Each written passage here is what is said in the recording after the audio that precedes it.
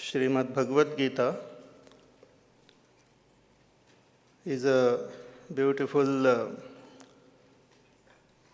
text, beautiful philosophy, the essence of all the scriptures.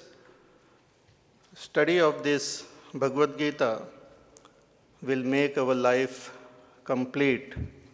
The wisdom which is given in Bhagavad Gita will make our life complete and fulfilling. As mentioned yesterday, it gives us the purity of our heart.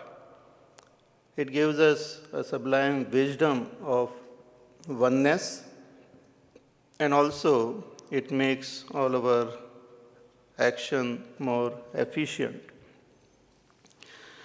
The background of this Bhagavad Gita is the Mahabharata. As our Gurudev says, on the canvas of this Mahabharata is painted this beautiful philosophy of Bhagavad Gita. Also, Gurudev has mentioned that since our life is full of conflict, full of strife, full of obstacles, the philosophy should be something which teaches us how to face this battle of life.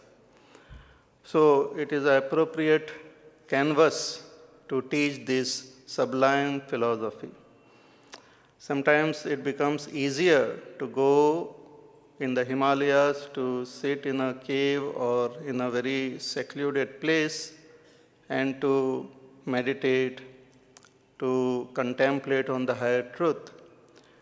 But to face the ups and downs of life and to express or to follow this path which is indicated in the scripture is more difficult.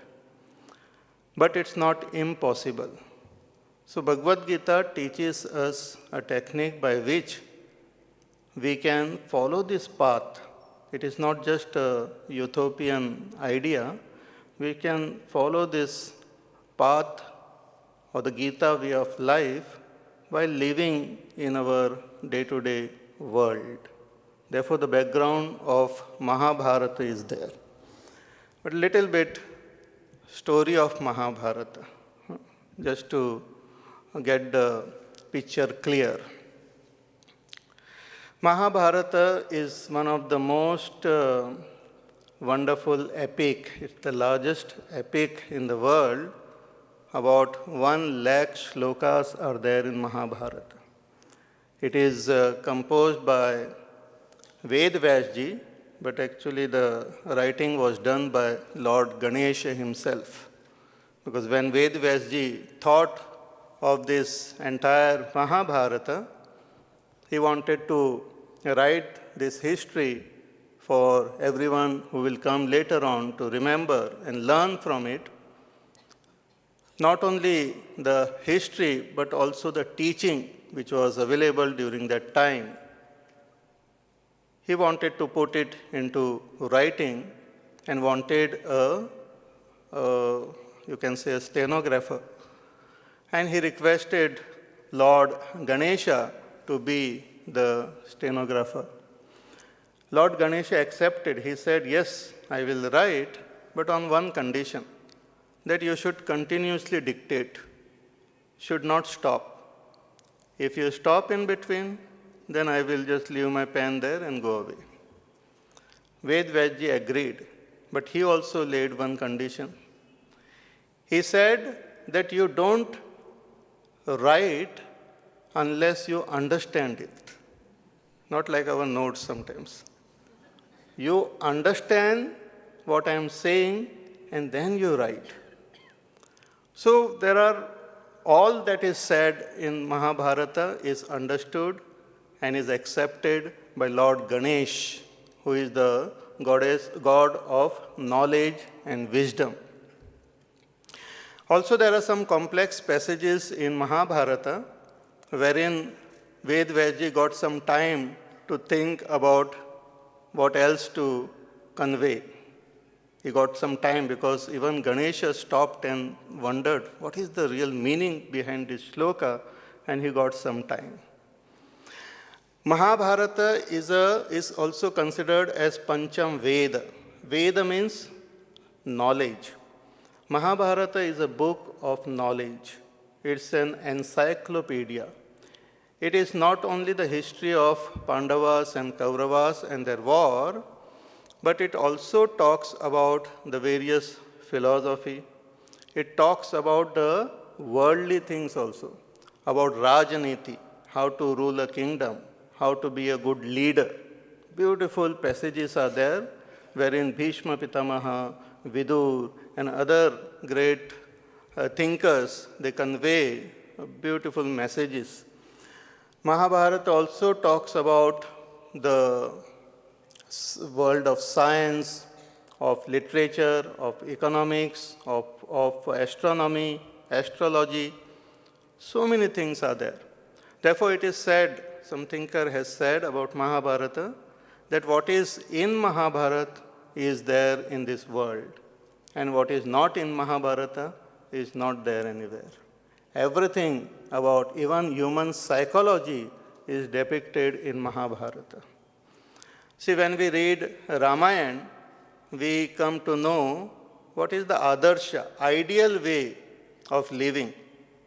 But when we read Mahabharata, we also come to know what is the day-to-day reality. What is the way people are there, the variety of beings are there in this world, the good, the bad, the ugly, everything is depicted in Mahabharata. I won't go into the details of the story, but let me begin the story. It's a very interesting, you must have also seen it on television, and many of you must have read it also. So many beautiful books are there. The entire Mahabharata as well as concise Mahabharata books are available. Let me begin the story with King Shantanu. He was a great king of Hastinapur. Hastinapur is a place in and around Delhi, Haryana, this region only. So we are sitting where these great Mahabharata characters used to move around. Even the Indraprastha is here in Delhi. Shantanu was a great king, and he used to rule this kingdom, Hastinapur, which was formed by his forefathers, established by his forefathers. Shantanu came in contact with Ganga. Mother Ganga appeared in a particular form. See, a lot of these stories are symbolic. So now you just listen. Don't ask me any question how Mother Ganga came in a particular form and all. Now just listen to the story like a child listening to a story. It is good. So Mother Ganga appeared in front of him. He was very much attracted to Ganga. He married her. A lot of children were born, but they all were immersed in the Ganga only. But only one child remained, and he is Bhishma Pitamaha. So Bhishma Pitamaha was the son of Ganga. Therefore, we say Ganga Putra Bhishma. And Bhishma would have become the next king. And everything would have been very good. Right? But just as all good stories have a twist, unless there is a twist, story is not a very good story. So what was the twist? Ganga left and went away, and Shantanu was left alone. He was with his son. But then he got attracted to another lady, Satyavati. From Satyavati, he wanted to marry Satyavati and have children, but that Satyavati and her father, they said that already you have a child, and if you want to marry me and if you want to have children, then my children should become the king. my child should get the kingdom. And his father felt so bad. He said, how can I do this? Bhishma Pitamaha is my child and he is the eldest. He should inherit the kingdom. How can I allow anyone else to become the king? So there was great dvandva in his mind. He had that great attraction to Satyavati, but at the same time, he could not promise this. But Bhishma Pitamaha, he came to know about his father's attraction to Satyavati. He went to her place and he promised to her father and her that I am renouncing this kingdom. I will not take the kingdom. This is my promise.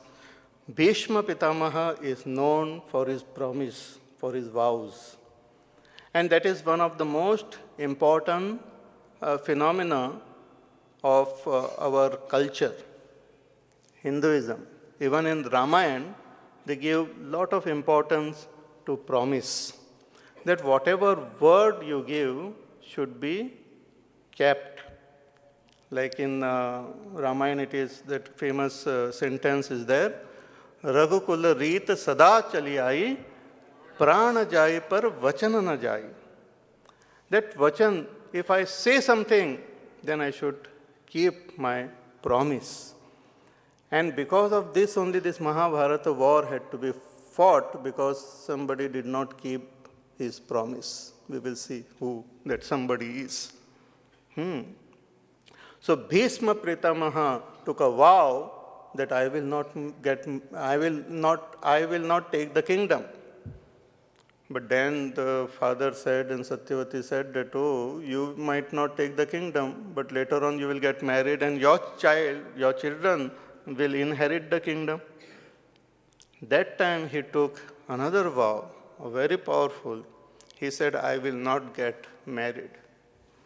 I will remain brahmachari throughout my life. So there is no question. I myself will not inherit the kingdom and my children will not be there. So there is no question.